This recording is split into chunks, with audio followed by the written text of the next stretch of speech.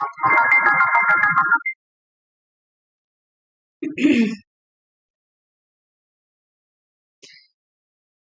Friends.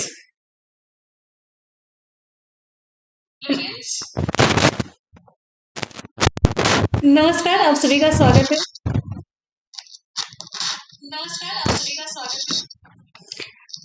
आपके अपने channel Monday exam target पर जल्दी से आ जाइए सभी लोग।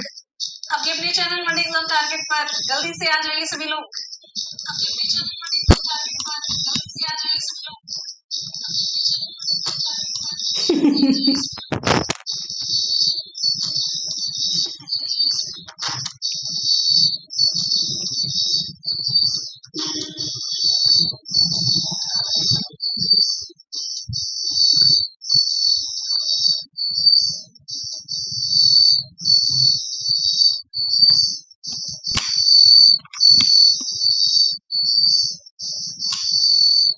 ये मेरी आवाज तो है ही नहीं। ये मेरी आवाज तो है ही नहीं। ये मेरी आवाज तो है ही नहीं। ये भाई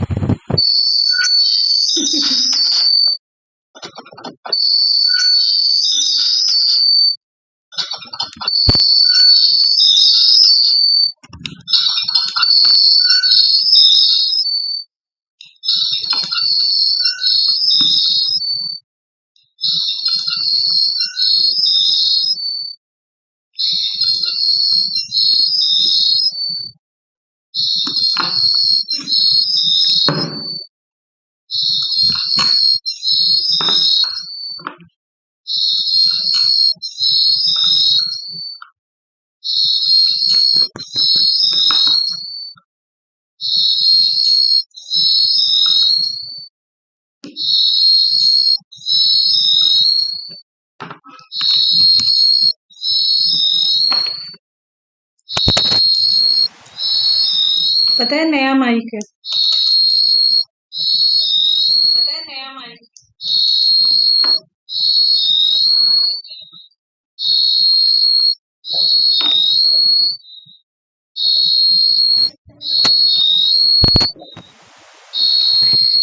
चलिए, हेलो फ्रेंड्स, नमस्कार, आप सभी का स्वागत है आपके अपने चैनल मंडे एग्जाम टारगेट पर। और यहाँ पर हम लोग सभी का स्वागत है आपके अपने चैनल। अरे भाई नया माइक है, नया माइक है।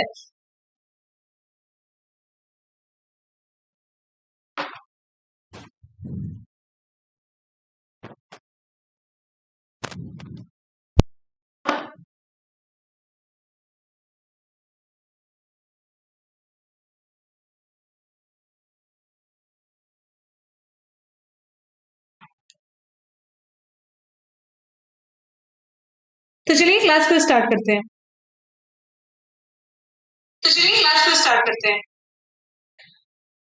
क्वेश्चन यहाँ पर आप सभी की स्क्रीन पर एक बार जल्दी से वीडियो को शेयर करेंगे। हाँ, ये कुछ देर के लिए होता है, बस एक बार शेयर कर देते हैं जिससे कि सभी तक पहुंच सके। ओके,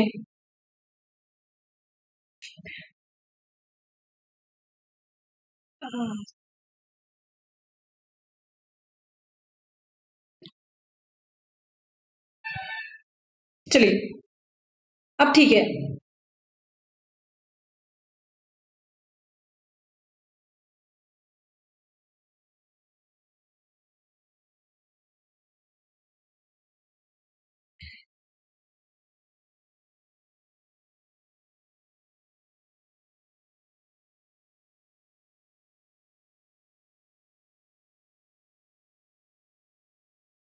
क्वेश्चन है, कंप्यूटर पर रिमोट लॉगिन की सुविधा कौन प्रदान करता है? कंप्यूटर पर रिमोट लॉगिन की सुविधा कौन प्रदान करता है?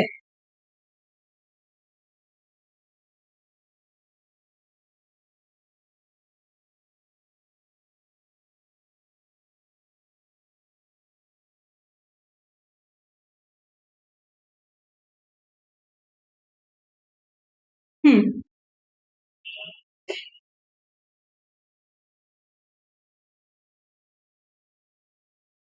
विकल्प हमारा सही हो जाता है, विकल्प डी आपका सही होता है। कंप्यूटर पर रिमोट लॉगिन की सुविधा प्रदान करता है? विकल्प आपका सही हो जाता है। विकल्प डी ये टेलनेट है। टेलनेट का मतलब होता है टेलीफोन नेटवर्क है। नेक्स्ट क्वेश्चन,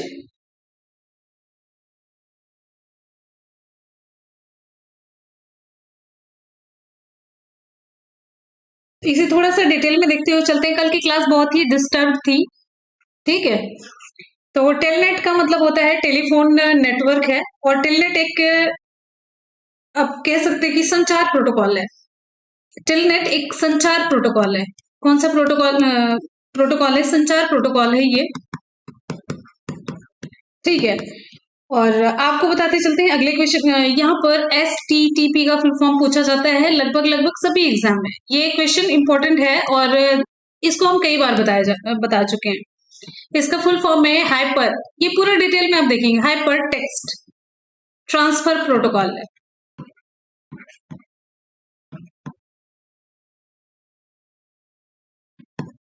आगे, धनावेशित आयन को क्या कहा जाता है? धनावेशित आयन को बहुत ही सरल सा क्वेश्चन, बहुत ही सरल सा क्वेश्चन।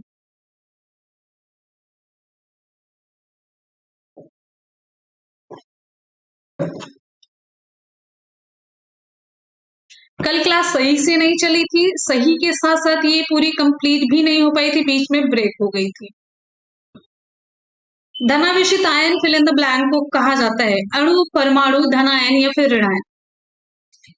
धनावेशित को हम कहते हैं, विकल्प आपका सी से होता है, धनायन कहते हैं।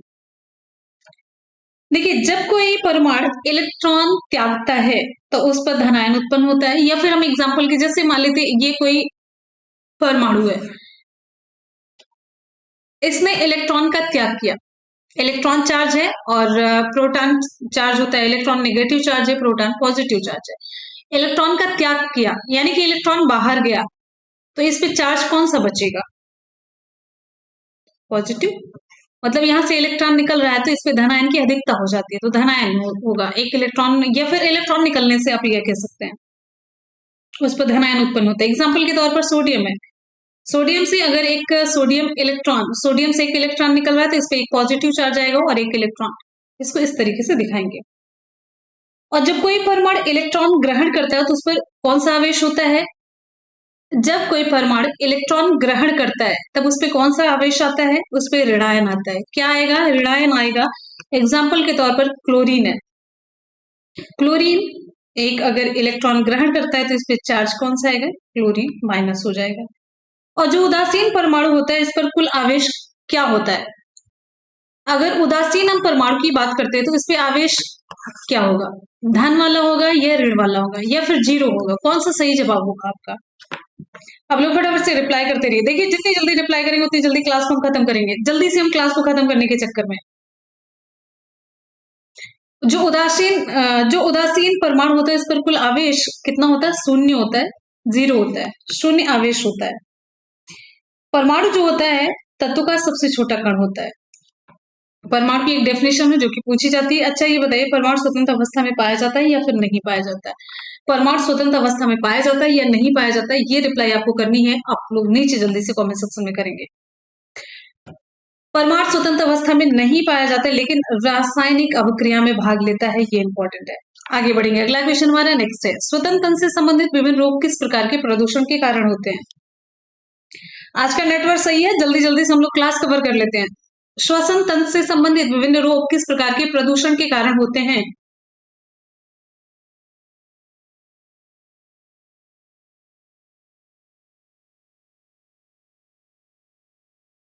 हाँ बिल्कुल, और हमने भी सोडियम और क्लोरीन का ही एग्जाम्पल लेकर के बताया, सबसे आसान सा है।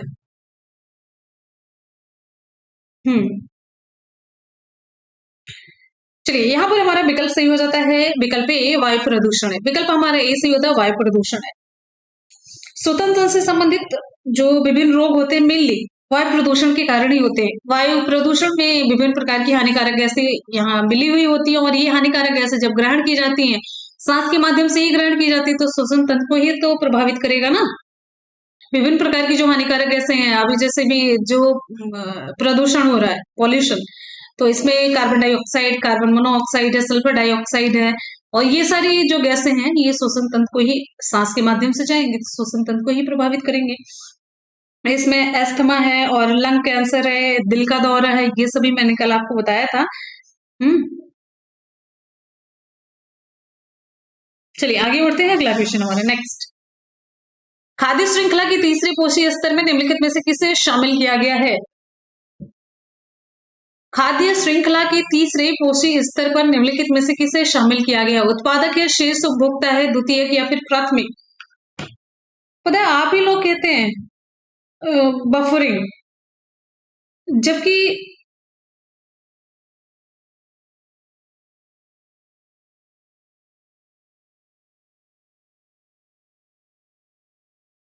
आगे चले, यहाँ पर हमारा विकल्प सही हो जाता है सी, द्वितीयक उपभोक्ता है। विकल्प आपका यहाँ पर सही हो जाता है सी, द्वितीयक उपभोक्ता है, राइट।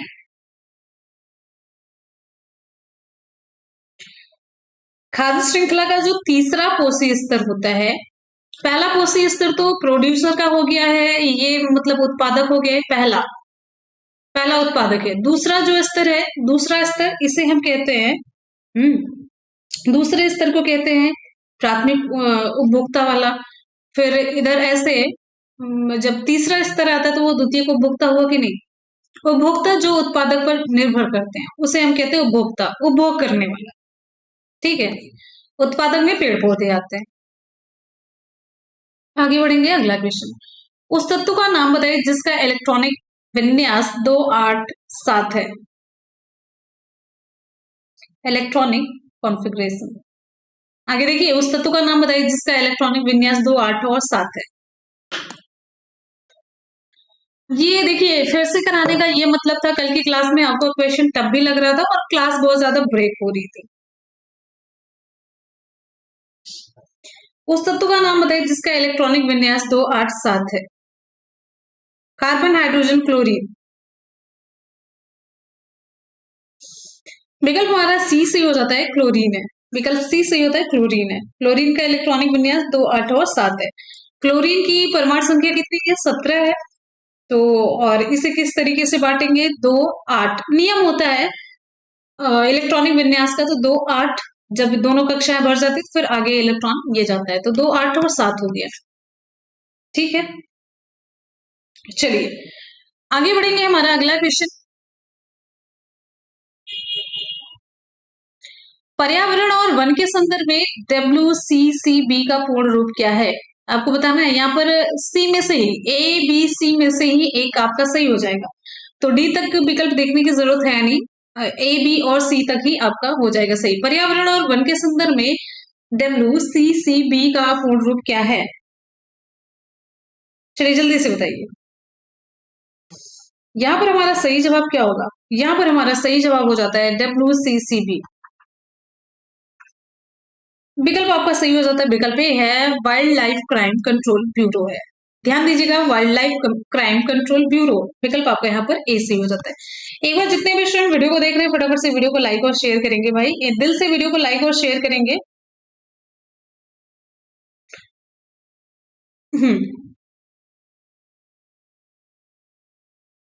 चलिए, और ये जो वन्य जीव अपराध नियंत्रण ब्यूरो है ना देश में, ये वन्य जीव अपराध से निपटने के लिए पर्यावरण और वन मंत्रालय के अधीन भारत सरकार द्वारा स्थापित एक इकाई है। और इसका मैंने वो बताया था आपको, वन्य जीव अपराध नियंत्रण ब्यूरो का मुख्यालय कहाँ पर है? तो चलिए जल्दी से बताइए। चेन्नई इसका सही जवाब है, चेन्नई। इलाहाबाद है, प्रयागराज जिसे कहते हैं, नई दिल्ली है, और या फिर मुंबई है। सही जवाब कौन सा होगा? तो फटाफट से आप लोग बताएंगे इसका सही जवाब क्या होगा। यानी कि WCCB का हेडक्वार्टर यहाँ पर हमारा सही जवाब हो जाता है नई दिल्ली। पता है कल ही मैंने बताया था, नई दिल्ली कल ही मैंने बताया था, इसका हेडक्वार्टर कहाँ पर है? नई दिल्ली में। फिर भी चेन्नई क्यों जा रहा है? चेन्नई आपके मौसी का घर है, भागे जा रहे हैं चेन्नई चेन्नई, पता नहीं क्या चेन्नई में रखा है।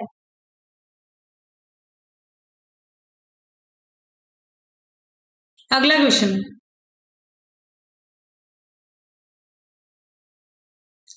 निम्नलिखित में से कौन सा कार्बन का एक अपर रूप है? निम्नलिखित में से कार्बन का कौन सा एक अपर रूप है?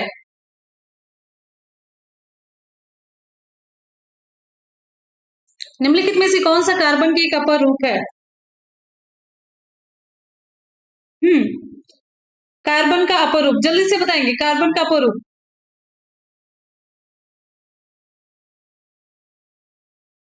शाबाश, यहाँ पर हमारा सही जवाब हो जाता है विकल्प, हम डी की तरफ बढ़ेंगे, हीरा है। अपर रूप किसे कहते हैं? देखिए, अपर रूप अपर रूपता एक गुण होता है। अपर रूपता, आपको थोड़ा सा कॉन्सेप्ट बताते चलते हैं। अपर रूपता, एलोट्रॉपी, ये एक ही तत्व जब कई रूपों में मिलता है, एक ही तत्व जब कई रूपों में मिलता है, इसके रूप अलग अलग होते हैं, कई रूपों में मिलता है तो तत्व के इस गुण को अपर रूपता कहते हैं। जैसे कार्बन तत्व है, एक कई रूपों में मिलेगा, ठीक है, तो ये अपर रूपता कहलाती है। अब यहाँ पर आपको मैंने कल बताया भी था और समझाया भी था। देखिए, कार्बन के जो अपर रूप है वो उसमें दो कैटेगरी में हमने बांटा है। कार्बन का जो अपर रूप है एक क्रिस्टली फॉर्म में है और एक अक्रिस्टली। क्रिस्टली में क्रिस्टल के रूप में रहते हैं, सॉलिड संरचना उनकी रहती है।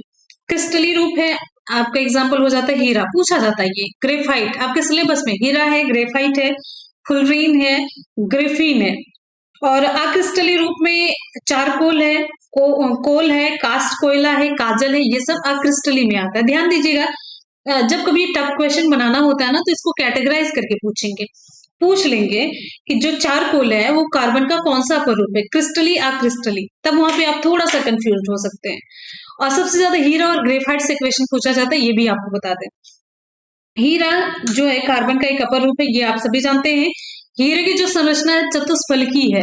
यहीं पर एक क्वेश्चन आपका ये ग्रेफाइट से रिलेटेड बहुत ज्यादा पूछा जाता है। अच्छा ये बताइए, ग्रेफाइट जो है सुचालक है या फिर कुचालक? सुचालक या कुचालक है, जल्दी से आप बताएंगे। ग्रेफाइट सुचालक है या कुचालक? नीचे कमेंट सेक्शन में आप बताएंगे।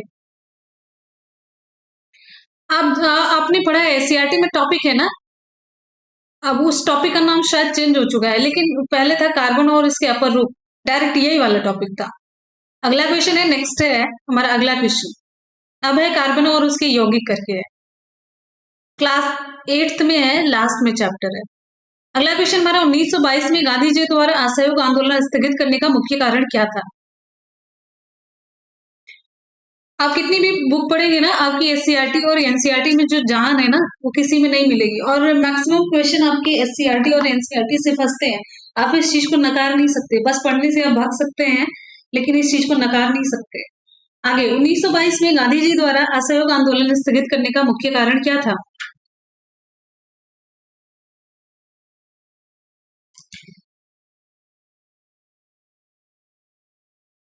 विकल्प ए हमारा सही होता है, उत्तर प्रदेश में चौरी चौरा पुलिस स्टेशन में उग्र भीड़ द्वारा आग लगा दी गई थी।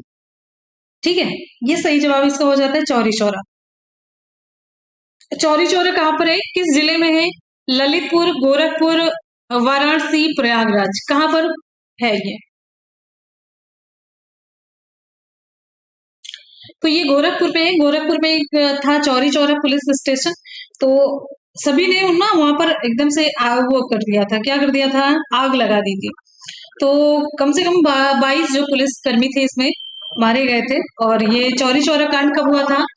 5 फरवरी 1922 को ये चौरी चौरा कांड घटित हुआ था। राइट, बिल्कुल सही है। हाँ, नगरी है उनकी। आगे बढ़ेंगे, अगला क्वेश्चन, और इसके विरुद्ध में गांधी जी ने असहयोग आंदोलन वापस लिया था, कब लिया था? क्वेश्चन पूछा गया 12 फरवरी 1922 को। अगले क्वेश्चन की तरफ बढ़ते हैं, नेक्स्ट है, भारत में कितने संगठन संयुक्त राष्ट्र के अंग हैं? भारत में कितने संगठन संयुक्त राष्ट्र के अंग हैं? क्लास के लास्ट में ना आप लोग टॉपिक दीजिएगा, कल उस टॉपिक के अकॉर्डिंग हम क्लास को मतलब कराएंगे। आप लोग टॉपिक दीजिएगा लास्ट में, भारत में कितने संगठन संयुक्त राष्ट्र के अंग हैं? आगे देखिए, 22 है, 28 है, 12 है, 26 है। अगला हमारा कौन सा सही जवाब होगा?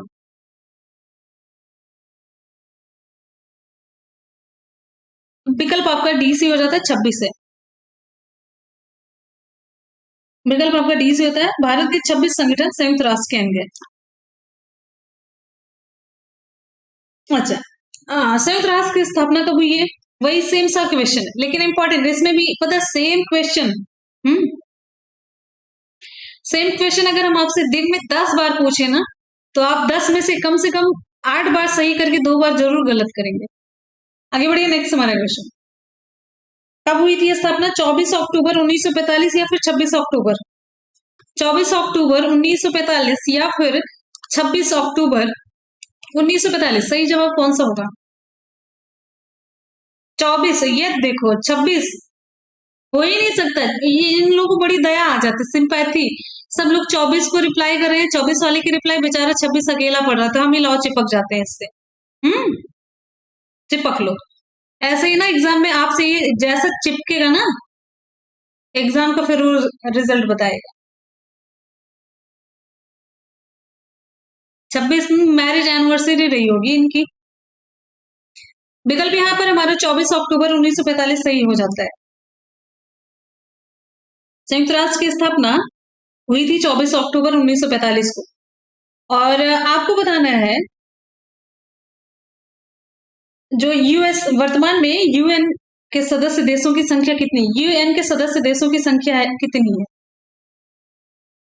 190, 191, 192, 193? कौन सा सही जवाब होगा?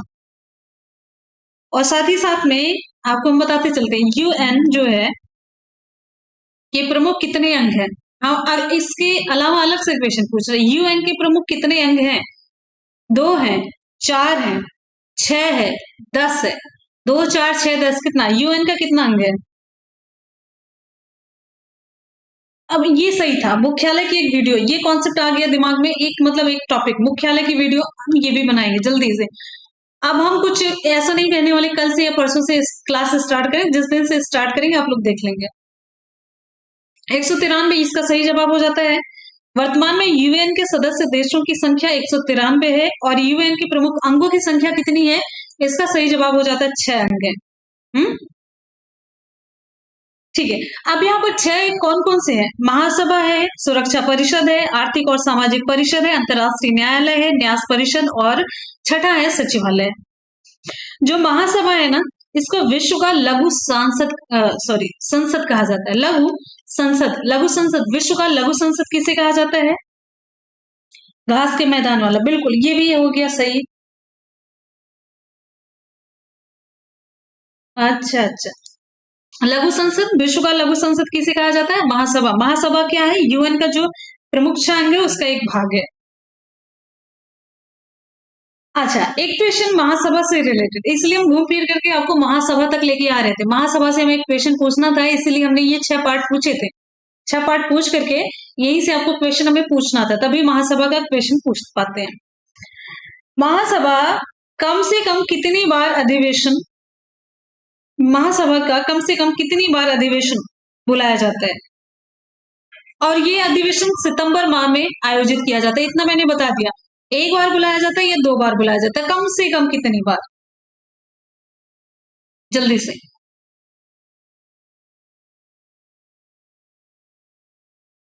सबने तुक्का मारी है। बहुत बढ़िया। अपना अधिवेशन नहीं है, इसका सही जवाब हो जाता है 1। महासभा का कम से कम 1 बार अधिवेशन अवश्य बुलाया जाता है, जो सितंबर माह में आयोजित होती है। ठीक है।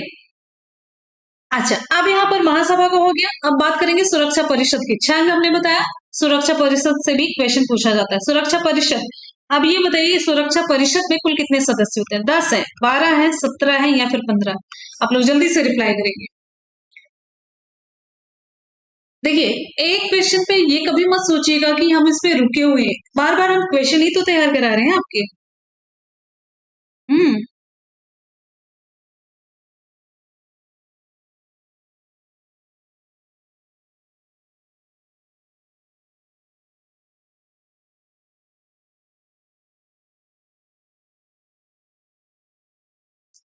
आगे बढ़िए। हाँ, तो फिर कितने होंगे? यहाँ पर सही जवाब हो जाता है, सुरक्षा परिषद में कुल 15 सदस्य होते हैं। राइट। अच्छा, ये बताइए दुनिया का पुलिसमैन किसे कहा जाता है? दुनिया का पुलिसमैन, अभी आपने देखा मैंने एक क्वेश्चन पूछा आपसे कि, क्या पूछा था मैंने? पूछा ये था विश्व का लघु संसद किसे कहा जाता है? तो आपका जवाब था महासभा को। दुनिया का पुलिसमैन किसे कहा जाता है? दुनिया का पुलिसमैन किसे कहा जाता है? चलिए जल्दी से बताइए, दुनिया का पुलिसमैन किसे कहा जाता है? दुनिया का दुनिया का पुलिसमैन किसे कहा जाता है भाई? हाँ, तो ये सही जवाब हो जाता है, सुरक्षा परिषद को कहा जाता है।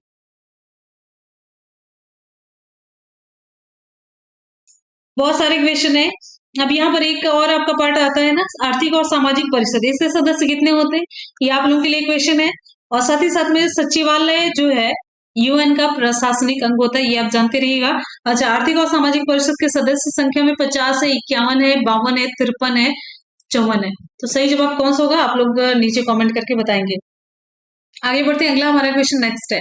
बहुत ज्यादा डीप हो जाएगा, इतने में तो आपकी हालत खराब हो जाती है। हाँ, पुलिस से बहुत डरते हैं, कोई पुलिस तो है नहीं ना इसमें। भारत के चित्रण, सॉरी डिसलेक्सिया वाली प्रॉब्लम मेरे को हुई रहती है, मुझे लगता है। देखिए, भारत के त्रिचरण नाभिकीय शक्ति कार्यक्रम की स्थापना किसने की थी? डिसलेक्सिया समझ रहे हैं ना? तो ये त्रिचरण को हमने क्या पढ़ा, चित्रण। अगला, भारत के त्रिचरण नाभिकीय शक्ति कार्यक्रम की स्थापना किसने की? डॉक्टर होमी जहांगीर भाभा, विक्रम साराभाई, कस्तूरी रंगन, एपीजे अब्दुल कलाम जी। यहाँ पर हमारा सही जवाब हो जाता है, इसकी स्थापना विकल्प आपका ए से होता है, डॉक्टर होमी जहांगीर भाभा। हम जब भी होमी जहांगीर भाभा का नाम आता है, दो क्वेश्चन जरूर आपको बताते हैं। पहला है परमाणु ऊर्जा आयोग की स्थापना, क्या बताते हैं? परमाणु ऊर्जा आयोग की स्थापना, परमाणु ऊर्जा आयोग की स्थापना। दूसरा आपको बताते हैं परमाणु ऊर्जा विभाग की स्थापना। एक विभाग बताते हैं, दूसरा आयोग बताते हैं, दोनों में अंतर है। आयोग बड़ी चीज है या विभाग बड़ी चीज है? आप लोग तो इसमें भी कंफ्यूज हो जाएंगे। आयोग बड़ी चीज है, विभाग बड़ी चीज है? तो आयोग बड़ी चीज है, विभाग छोटी चीज है।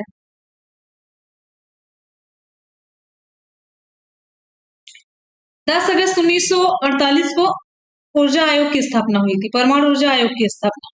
और परमाणु ऊर्जा विभाग की स्थापना 1954 में की गई थी, 1954 में। ठीक है। हाँ, हमको पता है।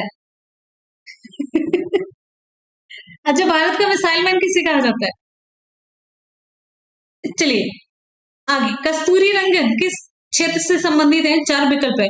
फिल्म से संबंधित है, शास्त्रीय नृत्य से संबंधित है, साइंटिस्ट है, या फिर निर्देशक है? कौन सा सही जवाब होगा? क्वेश्चन पूछा गया कस्तूरी रंगन से रिलेटेड, और आप लोगों का गलत भी हुआ था। अगला, महात्मा गांधी ने लॉर्ड इरविन को लिखे अपने पत्र में कितनी मांगे की थी, जिनमें से कुछ को गांधी इरविन समझौता के रूप में स्वीकार किया गया था? चलिए भाई, अगले तगड़े क्वेश्चन की तरफ। महात्मा गांधी ने लॉर्ड इरविन को लिखे अपने पत्र में कितनी मांगे की थी, जिसमें से कुछ को गांधी इरविन समझौता के रूप में स्वीकार किया गया था?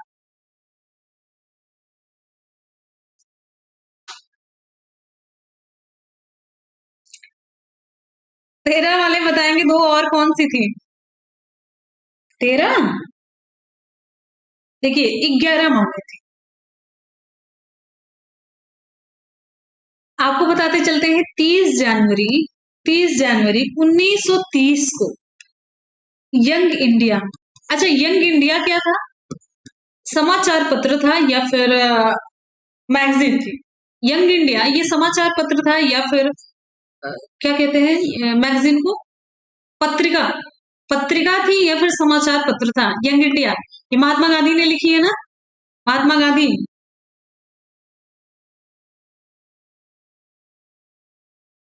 हम्म, तो ये पत्रिका है, मैगजीन है। इन्होंने 30 जनवरी 1930 को यंग इंडिया के माध्यम से गांधी जी ने 11 सूत्री मांग करी थी, जिसमें बहुत सारी मांगे थी। ठीक है। फिर उसके बाद से 5 मार्च कब, 5 मार्च 1931 को गांधी इरविन समझौता हुआ, जिसमें गांधी के 11 सूत्री मांगों में से कुछ मांगों को माना गया था, आप कह सकते हैं आंशिक रूप से माना गया। ठीक है। अगला क्वेश्चन हमारा नेक्स्ट है,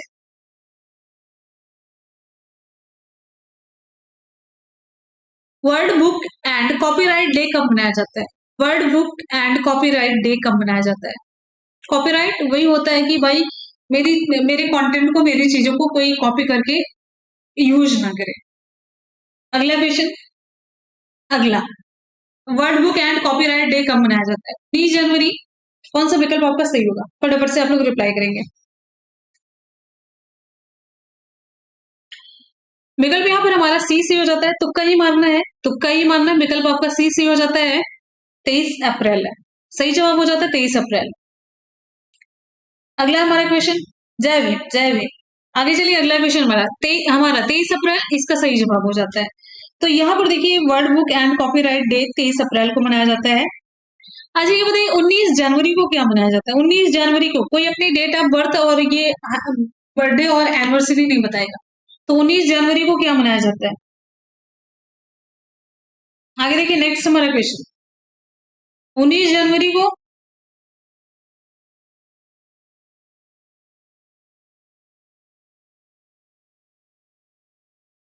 अगला क्वेश्चन हमारा नेक्स्ट है, 19 जनवरी को मनाया जाता है शौर्य दिवस।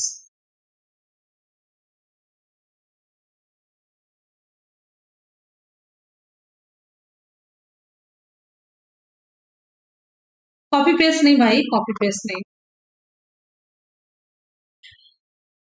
अच्छा ये बताइए, 23 जनवरी को आपको याद है, 23 जनवरी को क्या मनाया जाता है?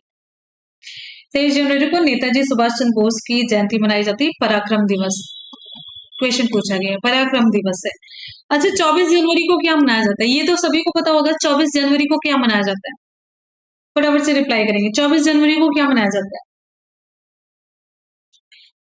24 जनवरी, 24 जनवरी, फटाफट से देखते हैं, एकदम से रिप्लाई पीछे नहीं आनी चाहिए।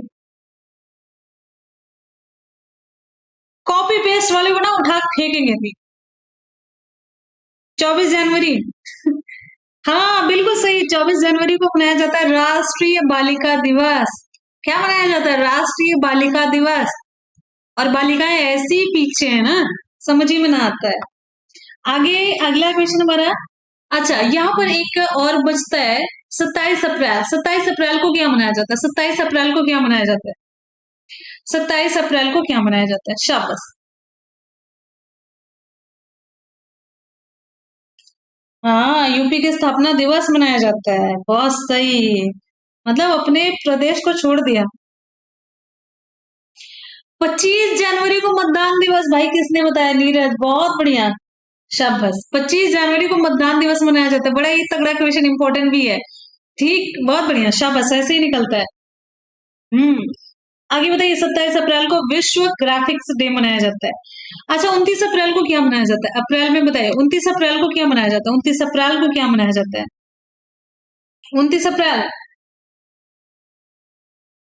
अगला क्वेश्चन हमारा नेक्स्ट, 29 अप्रैल, कोई जल्दी से बताएगा 29 अप्रैल को क्या मनाया जाता है? अंतरराष्ट्रीय नृत्य दिवस मनाया जाता है, अंतरराष्ट्रीय नृत्य दिवस मनाया जाता है। अच्छा चलिए बताइए, 1 मई को क्या मनाया जाता है? 1 मई को आप सबका फेवरेट डे, एकदम से पसंदीदा दिन है। 1 मई को क्या मनाया जाता है? पसंदीदा तो आप लोगों का 31 मई है। 1 मई को क्या मनाया जाता है, ये इंपॉर्टेंट है। अगला क्वेश्चन हमारा नेक्स्ट है, राधे राधे। आगे देखिए, 1 मई को क्या मनाया जाता है? मजदूर दिवस। आप लोगों का फेवरेट 31 मई, जल्दी से बताइए कौन सा दिवस मनाया जाता है? ये बड़ा इंपॉर्टेंट है, बहुत इंपॉर्टेंट है 31 मई। और साथ ही साथ में बताइएगा 30 फरवरी को क्या मनाया जाता है? 30 फरवरी को विकल्प आप सभी के सामने है, विकल्प दे के चलते हैं हम। 31 मई वाला तो आप बता दीजिए। 31, 31 मई को तंबाकू दिवस, हाँ ठीक है, तो फिर बढ़िया है। अच्छा 30 फरवरी को क्या मनाया जाता है? पितृ दिवस, मातृ दिवस, बालिका दिवस, पुत्र दिवस, कौन सा सही होगा? नीचे कमेंट सेक्शन में आप लोग जल्दी से बताएंगे। आगे बढ़ते हैं अगले क्वेश्चन की तरफ, नेक्स्ट। अगला क्वेश्चन आप सभी के लिए, 1920 और 22 में असहयोग आंदोलन को का नेतृत्व किसने किया? हो गया तंबाकू। आगे बढ़ते हैं, अगला क्वेश्चन हमारा,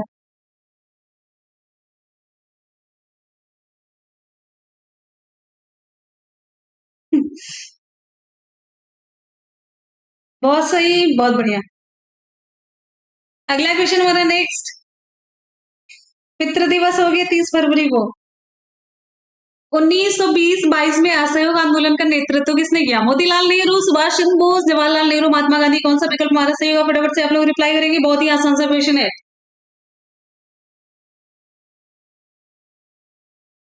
आती है, रात को आती है।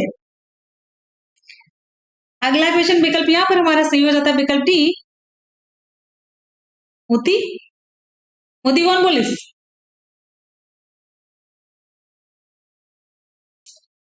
वही असहयोग आंदोलन का नेतृत्व 1920-22 में महात्मा गांधी ने किया, विकल्प हमारा डी से हो जाता है। ठीक है, डी। असहयोग आंदोलन शुरू कब हुआ था? असहयोग आंदोलन कब शुरू हुआ था? 1 जनवरी 1920 को।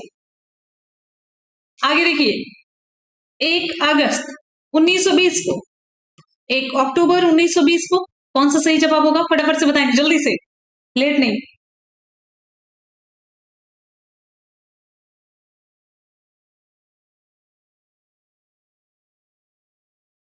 बताते हैं, रुको, करेंगे अभी अभी कूटेंगे कार्यों से। विकल्प यहाँ पर हमारा सही हो जाता है 1 अगस्त 1920। सही जवाब क्या होगा? 1 अगस्त 1920 को असहयोग आंदोलन। अरे भाई, असहयोग आंदोलन 1 अगस्त 1920 को प्रारंभ हुआ था ना। इतनी फ्लक्चुएट करके रिप्लाई आ रही है, 1 जनवरी आ रही है, 1 अप्रैल आ रहा है, 1 अक्टूबर आ रहा है। आप देखिए कमेंट सेक्शन, आप खुद चेक कर लीजिए कितनी कितनी कैसी रिप्लाई आ रही है।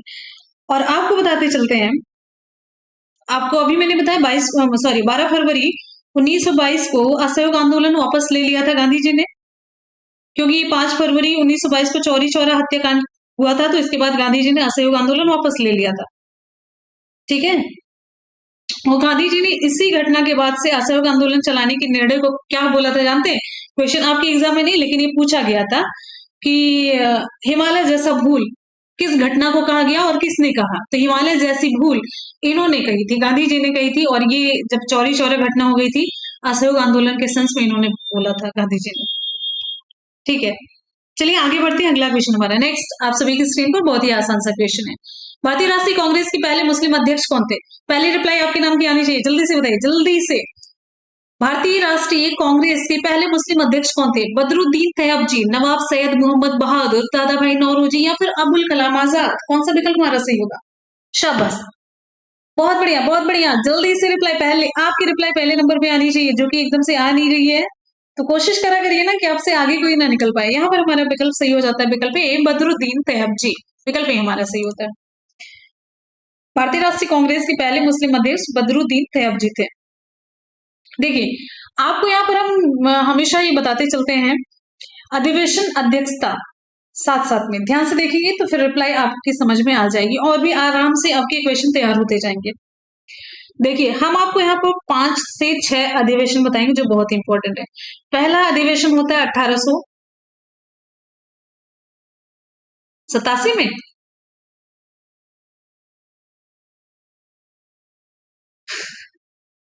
85 में। हाँ, हम आपको बस ये बताने वाले स्वतंत्रता से पूर्व जो कांग्रेस के मुस्लिम अध्यक्ष थे उनके अधिवेशन से उनके उनके बारे में बताने वाले हैं। तो पहला हुआ था 1887 में मद्रास अधिवेशन, ध्यान से सुनते जाएंगे। मद्रास अधिवेशन अध्यक्षता की थी बदरुद्दीन तैयबजी।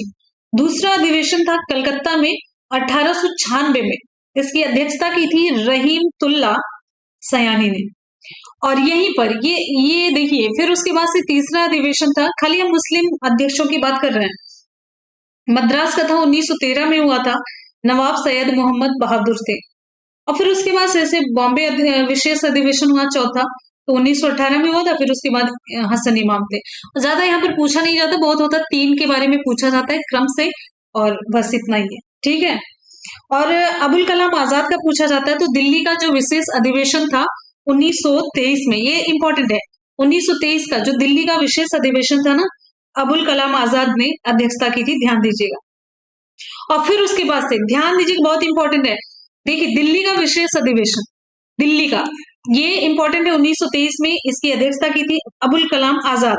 और फिर यहीं पर आपको बताते चलते हैं, रामगढ़ में 1940 से 45 तक जब मुश्किल समय था, 1940 से 45 के बीच में भी अबुल कलाम आजाद ने अध्यक्षता की थी।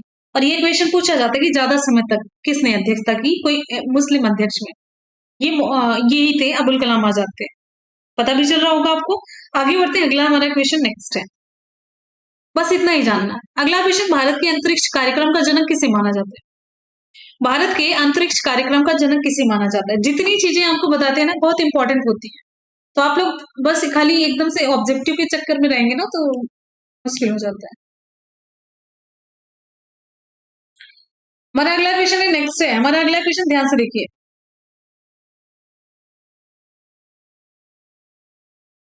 शिवा शांति से ना पढ़े ना, अभी हम क्लास से बाहर निकालूंगी, चुपचाप आराम से पढ़ाई करो। भारत के अंतरिक्ष कार्यक्रम का जनक किसे माना जाता है?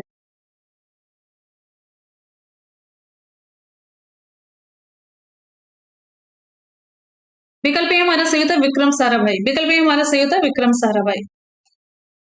देखिए आपको हम यहाँ पर एक कम से कम आपको 3 से 4 क्वेश्चन बताएंगे जो कि हमारे अभी माइंड में है। तो विक्रम साराभाई ने कुछ संस्थाएं स्थापित की थी, उन संस्थाओं का हम नाम बताएंगे, आपको बताना है कि वो कहाँ पर है।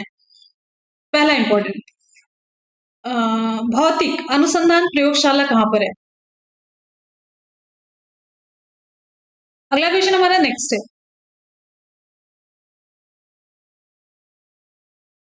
अगला क्वेश्चन नेक्स्ट है, भौतिक अनुसंधान प्रयोगशाला हम विकल्प आपको देते हैं अहमदाबाद, अहमदाबाद ध्यान से देखिए, अहमदाबाद है, तिरुवनंतपुरम है,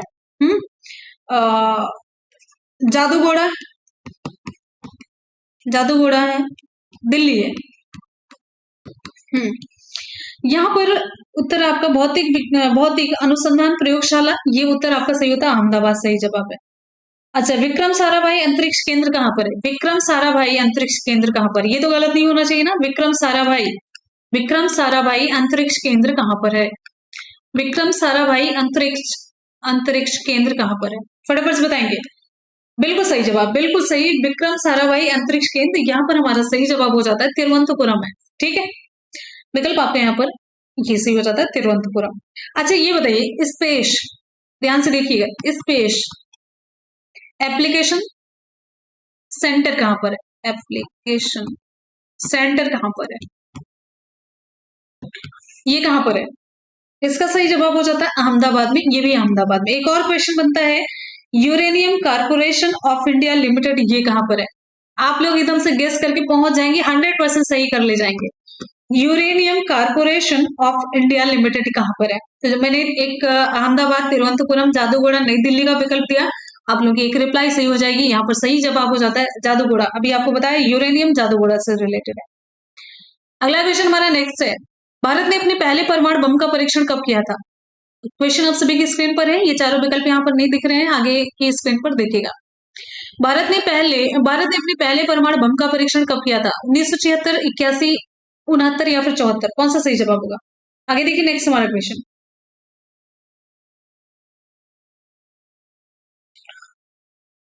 हाँ, आगे देखिए नेक्स्ट हमारा क्वेश्चन, भारत ने अपने पहले परमाणु बम का परीक्षण 1974, विकल्प आपका डी सी होता है। तुक्का मार सभी, तुक्का मारो, मारो जितना तुक्का मारना है, एक तो सही होगा। किसी ने 76 कर दिया, किसी ने 81, किसी ने 69, किसी ने 74, किसी ने 72 भी कर दिया, किसी ने 75 कर दिया, जो विकल्प नहीं वो भी कर दो, एक आध तो सही होगा। ठीक है, भारत ने अपने पहले परमाणु बम का परीक्षण 1974 में किया, और पहला जो था 12 किलो टन क्षमता का पहला परमाणु परीक्षण किया था, और ये भी एग्जैक्ट डेट की अगर हम बात करते हैं तो 18 मई 1974 को था। अच्छा, 1974 में जो परमाणु परीक्षण हुआ था उसका कोड क्या था?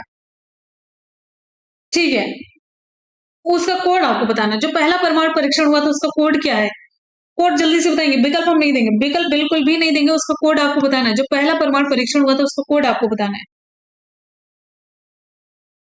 आगे बढ़िए, नेक्स्ट हमारा क्वेश्चन, आगे आगे आगे आगे आगे आगे ना, कितनी बार मैंने बताया, कितनी बार, स्माइलिंग बुद्धा ईर्षा, बहुत बढ़िया।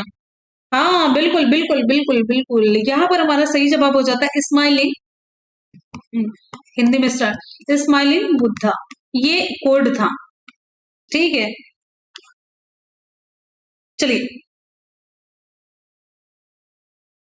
आगे बढ़े, शाबाश। यहाँ पर हम आगे बढ़ते हैं, अगला क्वेश्चन है, और 1974 में हम लोगों ने किया था, और सबसे पहले जो परीक्षण हुआ था यूएसए ने किया था, 1945 में किया था, 1945 में किया था। फिर रूस ने किया था 1949 में किया था। फिर ब्रिटेन ने 1952 में, हम कितना पीछे थे वो आपको बता रहे हैं, 1952 में किया। फिर फ्रांस ने 1960 में किया। फिर चीन ने 1964 में किया। फिर भारत 1974 में आता है।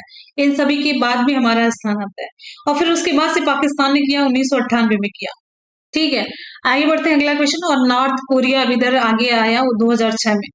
आगे हमारा क्वेश्चन है, रॉलेट एक्ट कब पारित किया गया था? Important question. Rowlatt act fill in the blank कब पारित किया गया? रॉलेट एक्ट 1920 से 22 से 19 से 21 से, विकल्प आपका कौन सा सही होगा? हाँ, पोखरण परीक्षण, जो परमाणु परीक्षण हुआ था 2 मई 1998 को हुआ था। और पोखरण का जो ये था ऑपरेशन शक्ति था। पुतिन जी की रिप्लाई है।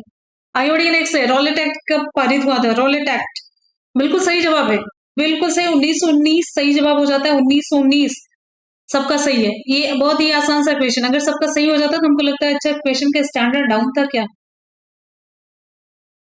अब रॉलेट एक्ट के बारे में जानते हैं, थोड़ा बहुत जान लेते हैं। थोड़ा बहुत जानने से ये रहता है कि आपकी मेमोरी में चीजें फीड हो जाती हैं। तो एक चीज तो अभी रिप्लाई आ चुकी है आपकी, बिना सबूत बिना कानून दलील। ठीक है, तो चलिए, नाम था सिडनी रॉलेट। क्या नाम था? Sydney Rowlatt. सिडनी रॉलेट की अध्यक्षता में एक कमेटी की सिफारिश पर भारत में मेनली राष्ट्रवाद को रोकने के लिए, राष्ट्रवाद को रोकने के लिए, जो राष्ट्रवाद की पूरी लहर बह रही थी ना, तो लहर चली थी, तो उसको रोकने के लिए रॉलेट एक्ट लगाया गया था। रॉलेट एक्ट के द्वारा स्वतंत्रता का हनन हो रहा था, इस कारण इसका विरोध भारतीयों के द्वारा बहुत जोर शोर से किया गया। तो पंजाब में डॉक्टर सतपाल और डॉक्टर सैफुद्दीन किचलू की गिरफ्तारी के विरोध में 13 अप्रैल 1919 को, ध्यान दीजिएगा, इसी के विरोध में 1919 को जलियांवाला बाग में एक विशाल सभा का आयोजन किया गया। फिर अच्छा, यहाँ पर एक क्वेश्चन अब बताइए, कौन सरकारी गवाह बना था इसमें? कामराज, रामराज या फिर हंसराज? कौन सा सही जवाब होगा? हंसराज। कौन सा विकल्प आपका सही होगा? और फिर एक आयोग का गठन किया गया था जिसने बताया था जलियांवाला बाग में कितने लोगों की हत्या हुई थी। एक आयोग का गठन किया गया, तो वो आयोग का नाम क्या था? तो यहाँ पर हमारा सही जवाब हो जाता है हंसराज। अच्छा ये बताइए, आयोग कौन सा गठित किया गया था? कौन सा आयोग गठित किया गया था जिसने पहली बात तो झूठ बोला कि इतने ही व्यक्तियों की हत्या हुई थी? बिल्कुल सही है, बिल्कुल सही है, हंटर आयोग। हंटर आयोग बिल्कुल सही, बिल्कुल हंटर आयोग का गठन किया गया था, जिसने बड़ी कम संख्या बताई थी, लगभग 379। अगर हम सही हो तो आप लोग बताइएगा, 379 के करीब उन्होंने बताया था, लेकिन जबकि था नहीं। और पंडित मदन मोहन मालवीय समिति ने बताया था कि 1000 से अधिक लोगों की हत्या की गई थी। 1000 से अधिक अपने थे, मदन मोहन मालवीय की जो समिति थी। ठीक है, और फिर आपको बताया जनरल डायर ने चलवाई थी ना गोली, तो इनको हाउस ऑफ लॉर्ड्स ने जनरल ओ डायर को सम्मानित भी किया था। और फिर हंटर आयोग ने, इसी आयोग ने ये डायर को ना दोष मुक्त भी कर दिया गया था। और एक पोस्ट थी, मतलब डायर को बहुत ही पुरस्कृत भी किया गया था ये गोली चलाने के लिए।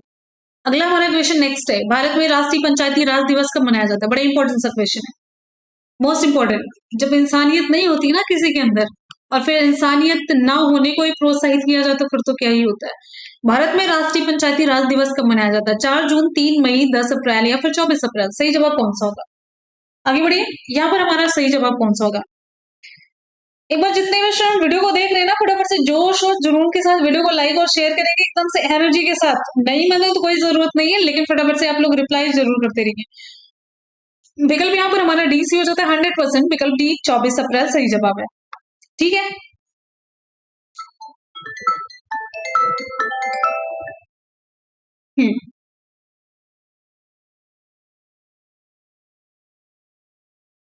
चलिए आगे बढ़ेंगे। अगला क्वेश्चन हमारा, अच्छे ये बताइए, कौन सा संविधान संशोधन हुआ था जिसके द्वारा पंचायती राज को संवैधानिक दर्जा दिया गया था? अब जल्दी से देखिए, कौन सा संविधान संशोधन?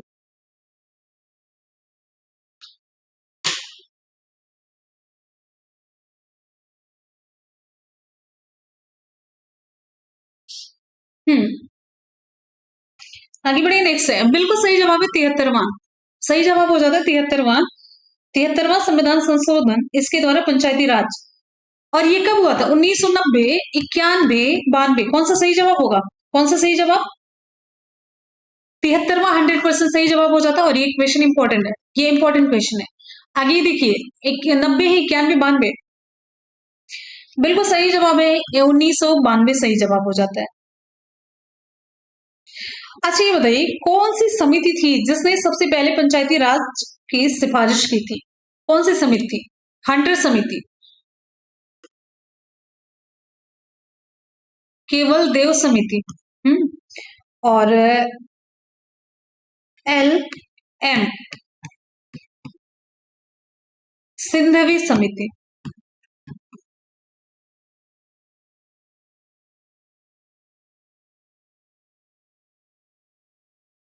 बलवंत, चलिए, सबसे पहले जो सिफारिश की थी ना, ये एल एम सिंधवी समिति ने सबसे पहले पंचायती राज की सिफारिश की थी। मैंने सिफारिश की बात करी, ठीक है। चलिए आगे बढ़ते हैं। अच्छा एक क्वेश्चन और बताइए, 3 मई को कौन सा दिवस मनाया जाता है? 3 मई को कौन सा दिवस मनाया जाता है? चलिए आगे बढ़ते हैं, अगला क्वेश्चन हमारा, अगला क्वेश्चन, अगला अगला ध्यान से देखेंगे, 3 मई को क्या मनाया जाता है? 3 मई को क्या मनाया जाता है? 10 अप्रैल वाला हम बता देंगे, और 4 जून का हमें याद ही नहीं है क्या मनाया जाता है। 3 मई को विश्व प्रेस स्वतंत्रता दिवस मनाया जाता है। क्या मनाया जाता है? विश्व प्रेस स्वतंत्रता दिवस। 10 अप्रैल को क्या मनाया जाता है? 10 अप्रैल को मनाया जाता है विश्व होम्योपैथी दिवस। 4 जून को कुछ मनाया जाता है तो आप लोग बता दीजिएगा जल्दी से। भारत ने किस पंचवर्षीय योजना के दौरान मिश्रित अर्थव्यवस्था का विकल्प चुना? मोस्ट इंपॉर्टेंट क्वेश्चन, बहुत तगड़ा, अच्छा सा क्वेश्चन है। कौन सी पंचवर्षीय योजना थी जिसके दौरान मिश्रित अर्थव्यवस्था का विकल्प चुना गया? पहली पंचवर्षीय योजना, दूसरी, चौथी या फिर तीसरी की हम बात करेंगे। कौन सा सही जवाब हो जाएगा? आगे बढ़ते हैं अगले क्वेश्चन की तरफ। नेक्स्ट है, आगे एकदम से थकना मना है। पता है मेरे अंदर इतनी एनर्जी रहती है, आपको लगता है कि कभी?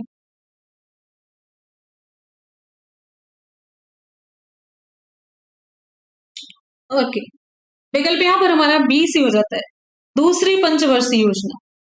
पहली नहीं हुई, दूसरी होगी, दूसरी नहीं हुई, तीसरी होगी, तीसरी नहीं, चौथी। हम वेट करें पांचवी किसी की रिप्लाई आ जाए। बहुत सही, बहुत सही। विकल्प के बाहर इनका सही हो जाएगा, विकल्प यहाँ पर हमारा बी सी हो जाता है। अगले क्वेश्चन की तरफ बढ़ते हैं। नेक्स्ट है अगला, विकल्प हमारा यहाँ पर बी सी हो जाता है, दूसरी पंचवर्षीय योजना के दौरान मिश्रित अर्थव्यवस्था का विकल्प चुना गया था, राइट। अच्छा ये बताइए, भारत में जो नियोजित अर्थव्यवस्था है इसे किस देश से लिया गया था? यूएसए, रसिया, या फिर ब्रिटेन, या फिर जर्मनी। सही जवाब कौन सा होगा? चलिए जल्दी से आगे बढ़ते हैं। यूएसए, रसिया। मिश्रित अर्थव्यवस्था उद्योग, मतलब कॉन्सेप्ट यहाँ पर एक पर्टिकुलर वर्ड पे नहीं रुकेंगे ना, वो भी तो था, ये भी था। अभी बताएंगे आपको। तो यहाँ पर सही जवाब हमारा हो जाता है, जो नियोजित अर्थव्यवस्था है ये रूस से ली गई है। मतलब सारी चीजें यूएसए में ही घटित होंगी, बाकी कोई देश है नहीं। हाँ चलिए, रसिया से लिया गया, बिल्कुल सही है। चलिए आगे बढ़ते हैं।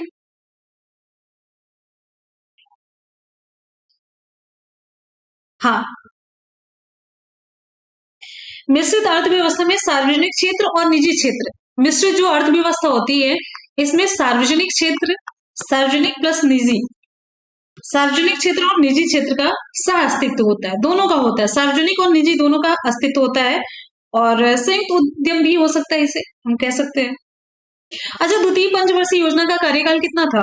कब से कब तक था? 1 अप्रैल से लेकर के 1 अप्रैल 1956 से लेकर के 31 मार्च 1961 तक था ना? सही है कि नहीं है? 1956 से 1961 तक था, 1 अप्रैल से लेकर के मार्च तक ही चलेगा पूरा। हाँ। अच्छा चलिए, एक और भी तगड़ा क्वेश्चन है, इससे ज्यादा तगड़ा क्वेश्चन है, इससे ज्यादा तगड़ा क्वेश्चन है। इससे तगड़ा क्वेश्चन है, क्वेश्चन पढ़ लियो, भूत उतर जाएगा जल्दी से।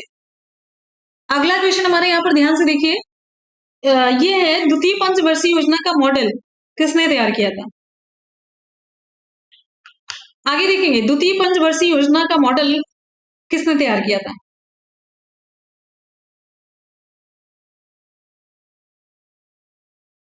पीसी महाल नोबिस ने, बिल्कुल सही है, पीसी महाल नोबिस ने तैयार किया था ये मॉडल। अच्छा, एक और क्वेश्चन है, स्वतंत्र भारत में प्रथम औद्योगिक नीति की घोषणा कब की गई थी? 1945 में। तो सारे क्वेश्चन पूछे गए, 46 या फिर 48 में, सही जवाब कौन सा होगा? ये इंपॉर्टेंट क्वेश्चन है। आगे देखिए, नेक्स्ट हमारा क्वेश्चन, फटाफट से आप लोग रिप्लाई करते रहेंगे। आप लोग की रिप्लाई आती है तो ना हमारे में भी जोश आता है, एक एनर्जी का लेवल जो होता है ना, हमेशा वो बढ़ जाता है। तो 1945, 46 या फिर 48 है, सही जवाब हो जाता है 1948। स्वतंत्र भारत में प्रथम औद्योगिक नीति की घोषणा 1948 में की गई थी, और इसी में ही मिश्रित अर्थव्यवस्था का एक तरीके से आप कह सकते हैं बीजारोपण किया गया था। ठीक है, आगे बढ़ेंगे। अगला क्वेश्चन हमारा, फिर 1956 में जो औद्योगिक नीति आती है तो उसके द्वारा भारत में मिश्रित अर्थव्यवस्था को वास्तविक मतलब रूप लागू किया गया। आगे बढ़ते हैं, अगला क्वेश्चन हमारा, कौन सा शहर स्वर्णिम चतुर्भुज राजमार्ग नेटवर्क का हिस्सा नहीं है? आगे देख लेते हैं, अगले पेज पर आएगा।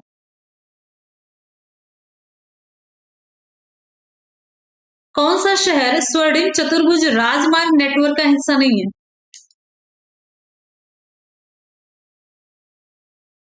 अगला, कौन सा शहर स्वर्णिम चतुर्भुज राजमार्ग नेटवर्क का हिस्सा नहीं है? हैदराबाद है, मुंबई है, कोलकाता, दिल्ली है?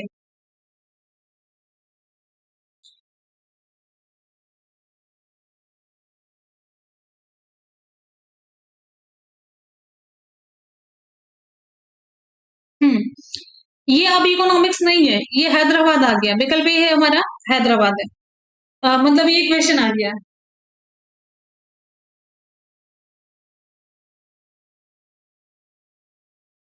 गोल्डन क्वाड्रिलैटरल हाईवे नेटवर्क, ये विकल्प आपका ये सही है, तो मुंबई है, कोलकाता है, दिल्ली है? चौथा कौन सा है फिर?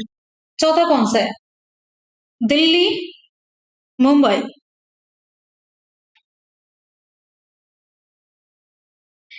ये स्वर्णिम चतुर्भुज योजना के अंतर्गत ना 4 महानगरों को जोड़ा गया। 4 महानगर कौन कौन से हैं?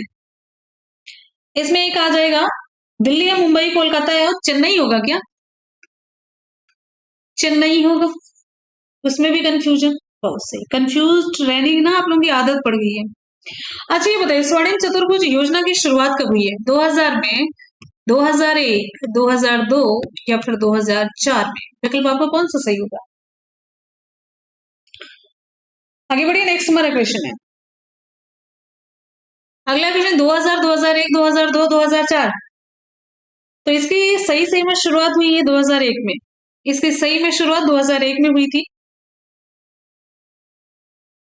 और इस योजना को पूरा कब किया गया? कब किया जाएगा, या फिर कब किया गया? 2024 में, 2022 में, 2012, 2014 में? आगे बढ़िए, 2001, 2001 वाले कंजूस एक और बढ़ा लियो, 2024, 22, 12, 14? विकल्प हमारा कौन सा सही होगा? अटल के अलावा भी कुछ है क्वेश्चन में, हम अटल बताएंगे ही नहीं। आगे देखिए, इसका सही जवाब हो जाता है 2012 में बनकर के तैयार हुई थी। बिल्कुल सही, 2012 में कंप्लीट हुई थी।